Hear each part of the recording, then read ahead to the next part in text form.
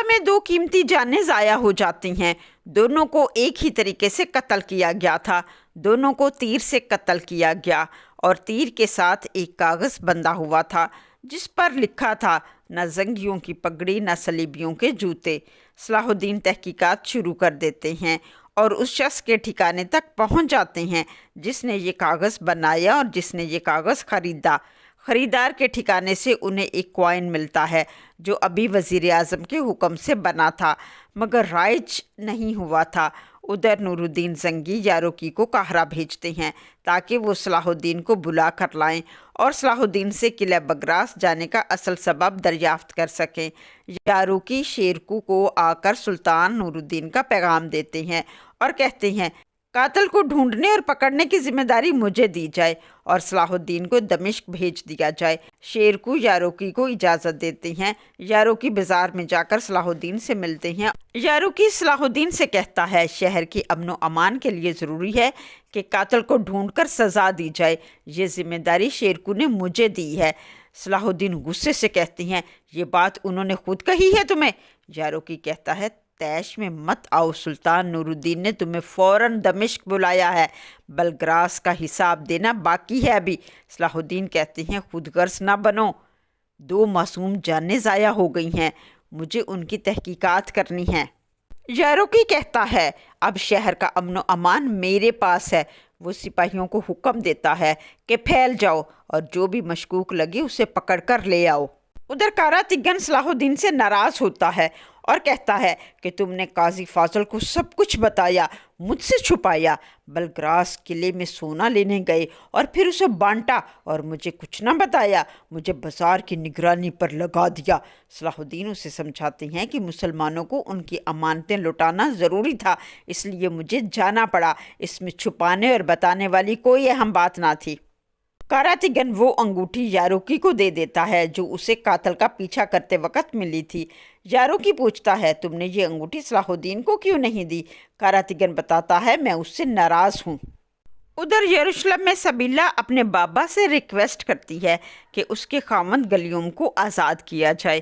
وہ جیل خانے میں گلیوم سے ملنے جاتی ہے اور پوچھتی ہے تم نے مجھے بتائے بغیر کیوں بلگراس قلعے جا کر سونا چوری کرنے میں بیلین کی مدد کی؟ گلیوم بتاتا ہے کیونکہ سبیلہ تم بیلین سے محبت کرتی ہو اور بیلین نے وعدہ کیا تھا کہ اگر میں اس کی مدد کروں تو وہ ہمیشہ کے لیے فرانس چلا جائے گا۔ سبیلہ بتاتی ہے گلیوم تمہاری یہ غلط فہمی ہے، وہ میرا ماضی تھا۔ بیلین ایبلین چلا جاتا ہے۔ وہاں سرائے میں شلٹیون کے سپاہی بیلین کے خلاف بولتے ہیں۔ بیلین 3 سپاہیوں کو قتل کر دیتا ہے۔ شلٹیون آتا ہے، لوگوں کا ایک ہجوم دیکھ کر پوچھتا ہے تم لوگ یہاں کیا کر رہے ہو؟ لوگ بتاتے ہیں کون توک ہفتے کے مخصوص دنوں میں ہمارے لیے کھانے کا انتظام کرتے تھے، ہم یہاں کھانا کھانے آئے ہیں۔ شلٹیون کہتا ہے آج تو تم کھانا کھا لو مگر آج کے بعد تم مفت خوروں کو ایک نوالا بھی نہ ملے گا۔ بیلین یہ تمام صورتحال دیکھ کر افسردہ ہو جاتا ہے۔ مارکوس بیلین کو خوش آمدید کہتا ہے۔ سبیلہ مارکوس کی مدد سے بیلین کو ملتی ہے اور اسے کہتی ہے تمہاری وجہ سے میرا خامد جیل میں ہے۔ بیلین اس پر افسردگی کا اظہار کرتا ہے۔ سبیلہ غصے سے کہتی ہے جب تمہیں ایبلین کے لوگوں کی کوئی فکر نہیں ہے تو یہاں کیوں آئے ہو؟ تم اپنے پیچھے ایک بربادی چھوڑ کر جا رہے ہو۔ میں اپنے پیاروں کی حفاظت کرتی رہوں گی، چلے جاؤ یہاں سے۔ ایبلین کو شلٹیون کے حوالے کر کے تم جاؤ۔ گلیوم ایبلین سے اتنا قریب تھا جتنے تم دور ہو چکے تھے۔ ادھر قاہرہ میں یاروکی صلاح الدین کو بتاتا ہے کہ اب وہ قتل کے معاملے کو خود دیکھے گا۔ صلاح الدین غصے سے اپنے چچا کے پاس آتے ہیں اور کہتے ہیں چچا آپ نے مجھ سے پوچھے بغیر قاتل کو ڈھونڈنے کا مسئلہ یاروکی کے حوالے کیسے کر دیا؟ شیرکو کہتے ہیں عوام بے چین ہے اور تم اس مسئلے کو پرامن طریقے سے سلجھانا چاہتے ہو۔ صلاح الدین کہتے ہیں تو کیا یاروکی اپنے ظلمانہ طریقے سے اس کو بہتر طریقے سے سلجھا لے گا؟ چچا جان ہم مصر سے پوری طرح واقف نہیں ہے، اس سے آگ اور بھڑک اٹھے گی۔ یاروکی قاراتگن کی دی ہوئی انگوٹھی لے کر آ جاتا ہے اور کہتا ہے میں نے قاتل کو ڈھونڈ لیا ہے۔ شیرکو کہتے ہیں اتنی جلدی؟ یاروکی کہتا ہے وہ کماندار محمود ہے۔ کماندار محمود کا سعید سے پہلے بھی جھگڑا ہو چکا تھا، سب اس بات کو جانتے ہیں۔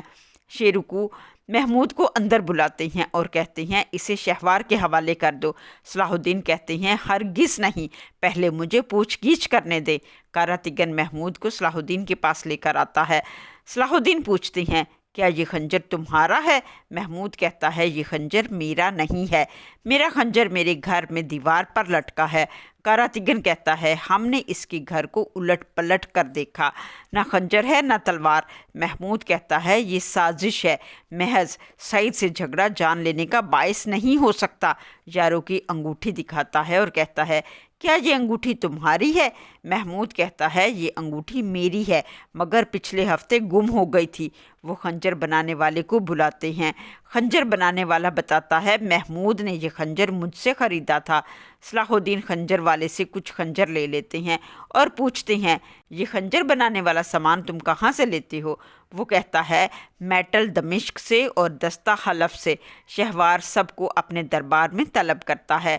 یاروکی بتاتے ہیں تمام شواہد محمود کے خلاف ہیں، مگر صلاح الدین کہتے ہیں ابھی تحقیقات پوری نہیں ہوئی۔ صلاح الدین کہتے ہیں محمود کماندار ہے اور عوام کی نظروں میں ایک معزز شہری ہے، وہ ایسی حرکت کیوں کرے گا؟ شہوار کہتا ہے وہ کند ذہن ہے، جب اس نے سونا دیکھا ہوگا تو لالچ میں آ گیا ہوگا۔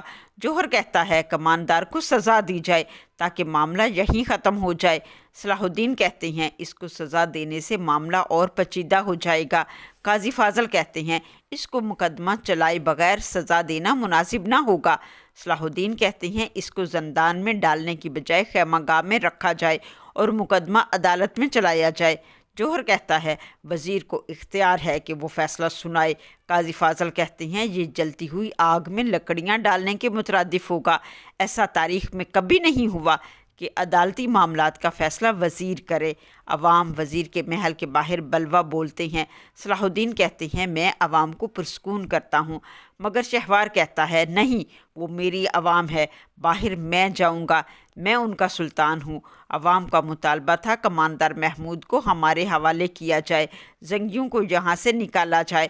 کوئی شہوار کو تیر کا نشانہ بناتا ہے۔ قاضی فاضل سامنے آ جاتے ہیں اور زخمی ہو جاتے ہیں۔ شہوار کماندار محمود کو سزائے موت کا حکم دیتا ہے۔ شیرکو بھی اس کی حمایت کرتے ہیں۔ شہوار پر جو تیر چلا وہ شہوار کی اپنی چال تھی، اس نے خود حفاظتی زرہ پہن رکھی تھی۔ صلاح الدین قاضی فاضل سے کہتے ہیں جب دشمن کی نفرت ہمارے لیے ہے تو انہوں نے شہوار کو نشانہ کیوں بنایا؟ اس معمے کا حل کرنا ہوگا۔ قاضی فاضل کہتے ہیں شہوار کو تخت کے سوا کچھ نہیں چاہیے، اب وہ کماندار محمود کو پھانسی کی سزا سنائے گا۔ آپ جائیے اور شیرکو اور یاروکی کی حفاظت کیجیے۔ کماندار محمود کو سریعام پھانسی دے دی جاتی ہے۔ عوام منتشر ہو جاتی ہے۔ وہ بہت غصے میں تھے، وہ محمود کی موت کا بدلہ لینا چاہتے ہیں۔ قراتگن اور یاروکی عوام پر ڈنڈے برساتے ہیں۔ صلاح الدین آ جاتے ہیں اور برہم ہوتے ہیں، عدالت کے فیصلے کے بغیر پھانسی کیسے دی گئی؟ یاروکی بتاتے ہیں یہ پھانسی وزیر کے حکم پر دی گئی ہے۔ کونٹس ملا جمشید افندی کو کہتی ہے اس سازش کرنے والے کو ڈھونڈنا ہوگا، مجھے صلاح الدین کو تحفہ دینا ہے۔ صلاح الدین سچا بھی ہے اور اکیلا بھی۔ ادھر شمسا یروشلم جاتی ہے، وہ گرجا گھر میں سبیلا سے ملتی ہے اور اسے ریچل کے نام سے پکارتی ہے۔ سبیلا بتاتی ہے معذرت کے ساتھ شمسا مجھے اپنی شناخت اور نام چھپانا پڑا تاکہ میں باہر نکل کر تم سے کھیل سکوں، میں شہنشاہ امارک کی بیٹی ہوں سبیلا۔ شمسا بتاتی ہے میں یہاں راہبہ لوسیاس کو ملنے آئی ہوں تاکہ اپنی ماں کو ڈھونڈ سکوں۔ ادھر قاہرہ میں شہوار قاضی فاضل کا شکریہ ادا کرتا ہے کہ اس نے اپنی جان پر کھیل کر اس کی جان بچائی ہے۔ قاضی فاضل ریکویسٹ کرتے ہیں کہ وزیر محترم زنگیوں کو ان کا حق جتنی جلدی ہو سکے دینا ہوگا۔ شہوار کہتا ہے سب کو اس کا حق ملے گا جتنا کہ اسے ملنا چاہیے۔ صلاح الدین اداس پریشان تھے۔ وہ اپنے ساتھیوں سے کہتے ہیں شہر جل رہا ہے، کماندار محمود کا ماورائے عدالت قتل، وہ کون ہے جو اپنا کام کرتا ہے اور غائب ہو جاتا ہے؟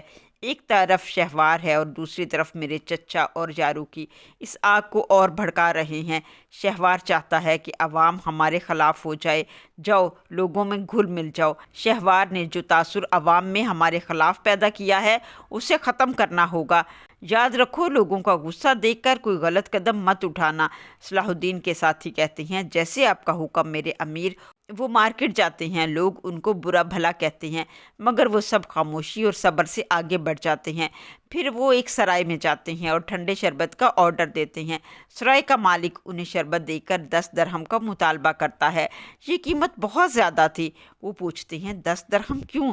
سرائے کا مالک بتاتا ہے جو مارے گئے ان کی بھی قیمت اس میں شامل ہے۔ وہ ان کو دھکا دے کر سرائے سے باہر نکال دیتا ہے، پھر باہر آ کر کہتا ہے مدد کرو، ان زنگیوں نے مجھے دھمکایا ہے اور مجھ سے خراج لینے آ گئے ہیں۔ وہ بہت سمجھاتے ہیں کہ اللہ کا خوف کرو، ہم نے ایسا کچھ نہیں کیا۔ عوام کا ایک بڑا ہجوم اکٹھا ہو جاتا ہے، لوگ مطالبہ کرتے ہیں نکلو یہاں سے، دفع ہو جاؤ۔ تمام مصری قوم ان کے خلاف ہو گئے ہیں۔ وہ کماندار محمود کی پھانسی کا الزام زنگیوں کو دیتے ہیں۔ ادھر یروشلم میں سلطان نور الدین شہنشاہ امارک کو ملاقات کا پیغام بھیجتے ہیں۔ امارک پریشان تھا کہ نور الدین نے مائلس کی مصر میں ہونے والی کارروائی کا حساب مانگنے کے لیے بلایا ہوگا۔ ولیم مشورہ دیتا ہے آپ اس سے بلگراس قلعے میں ہونے والی کارروائی کا حساب مانگنا اور خود بے گناہ ہو کر بیٹھنا۔ نور الدین امارک کو دمشق میں نہیں بلکہ ایک ویران جگہ میں بلاتے ہیں۔ امارک اس بات پر اعتراض کرتا ہے میں نے آپ کی میزبانی یروشلم میں کی اور آپ نے مجھے دمشق بلانے کی بجائے یہاں دشت میں بلا لیا ہے۔ نور الدین کہتے ہیں میں تمام عالم اسلام کا سلطان ہوں اور تم ایک حملہ آور کے سوا کچھ نہیں۔ صدیاں گزر جانے کے بعد بھی تم یہ حقیقت نہیں بدل سکے۔ امارک کہتا ہے بالکل اسی طرح تمہارا تکبر بھی نہیں بدلے گا۔ تم کیا سمجھتے ہو میں تم سے خائف ہو کر امن چاہتا ہوں؟ میں تو اپنی طاقت مستحکم کر رہا ہوں، میں تو صلیبیوں کی جڑیں مضبوط کر رہا ہوں۔ نور الدین کہتے ہیں اس کے لیے تمہیں سب سے پہلے اس سرزمین کے لوگوں کی عزت کرنی ہوگی۔ مصر میں جو کچھ تم نے کیا ہم نے دیکھا، بشمول امن کے تمہارے نزدیک صرف اپنا مقصد حاصل کرنے کا بہانہ ہے۔ امارک کہتا ہے مصر کی ریاست میں جو ہوا اس سے ہمارا کوئی تعلق نہیں ہے۔ کونٹ مائلس کیا چاہتا تھا مجھے علم نہیں ہے۔ اس نے سابقہ وزیر کے ساتھ اتحاد کر لیا، وہ وہاں میرے حکم پر نہیں گیا تھا، میرے فیصلے کی اس نے خلاف ورزی کی تھی۔ نور الدین کہتے ہیں شہنشاہ امارک جس سپاہی کی آپ نے بات کی وہ کوئی عام لٹیرا ہوتا تو کوئی اور بات تھی، مگر وہ تو آپ کا خاص آدمی نکلا، کرک قلعے کا خاص محافظ، اور آپ کی دوستی بہت گہری ہے، یہ سب جانتے ہیں۔ امارک کہتا ہے مفادات دوستیوں کو تباہ کر دیتے ہیں۔ سلطان نور الدین تم بھی تو کبھی اپنے بھائیوں سے اختلافات کر بیٹھے تھے۔ مودود کہتے ہیں اس قسم کی باتیں کر کے تم مصر کی کارروائیوں پر پردہ نہیں ڈال سکتے۔ امارک کہتا ہے مصر حاصل کرنا ہوتا تو میں خود فوج کی قیادت کرتا اور قاہرہ پر حملہ کر دیتا۔ ہاں البتہ تمہیں بہانوں کی ضرورت ہے، اصل شکست تمہیں مصر میں نہیں بلگراس میں ہوئی ہے۔ نور الدین کہتے ہیں بلگراس تو محض ایک مہم تھی۔ امارک کہتا ہے میں اس معاملے کو دشمنی میں نہیں بدلوں گا۔ نور الدین کہتے ہیں تم جانتے ہو میں اگر چاہوں تو بلگراس قلعے پر قبضہ کر سکتا ہوں۔ امارک کہتا ہے تو پھر دیر کیوں، جائیے اور قبضہ کیجیے، یہ قلعہ بگراس ہی کیوں؟ نور الدین کہتے ہیں تمہارے آباء و اجداد نے انطاکیہ میں بھوک سے تنگ آ کر مردے بھی کھا لیے تھے، اسی بھوک کے خوف سے تم لوگ بلگراس میں تجوریاں بھر رہے ہو، اور یاد رکھو وہ سارا مال جس کی تم لوگ حفاظت کر رہے ہو تم لوگوں نے مسلمانوں سے چھینا ہے، اور تم یہاں بے شرمی سے امن کی جڑیں مضبوط کرنے کی باتیں کر رہے ہو۔ میں تمہیں آخری بار خبردار کر رہا ہوں، تم امن کا لبادہ اوڑھ کر دشمنی نہ پھیلاؤ، اپنی زبان پر قائم رہو۔ ایک دن جب تم اپنی نیند سے بیدار ہوگے تو ہماری فوج کو بلگراس کے نزدیک نہیں قدس کے فصیلوں کے پاس کھڑا پاؤ گے۔ اور نور الدین یہ کہہ کر اپنے ساتھیوں کے ساتھ اٹھ کر چلے جاتے ہیں۔ ادھر یروشلم میں بالڈن اپنی بہن سبیلا سے پوچھتا ہے بابا نے کسی قیدی کو رہا کرا دیا ہے، وہ لارڈ گلیوم کو کب رہا کرائیں گے؟ سبیلا کہتی ہے جب شہنشاہ کسی پر مہربانی کرتے ہیں تو اسے رحم کرنا بولتے ہیں، اگر وہ اپنے رشتہ داروں پر مہربانی کریں تو عوام کی نظر میں یہ غیر مستحکم ہوتا ہے۔ شہنشاہ امارک اپنی بیٹی کی یہ باتیں سن کر بہت خوش ہوتے ہیں۔ سبیلا اپنے بابا سے خفا ہوتی ہے کہ آپ نے اپنے تاج و تخت کے لیے پہلے میری ماں کو اور اب گلیوم کو قربان کر دیا ہے، مجھے ڈر ہے کہ آپ کہیں تاج و تخت کے لیے ظالم نہ بن جائے۔ امارک اپنی بیٹی کو بہت ڈانٹتا ہے اور اسے اپنی شادی میں شرکت کرنے کا حکم دیتا ہے۔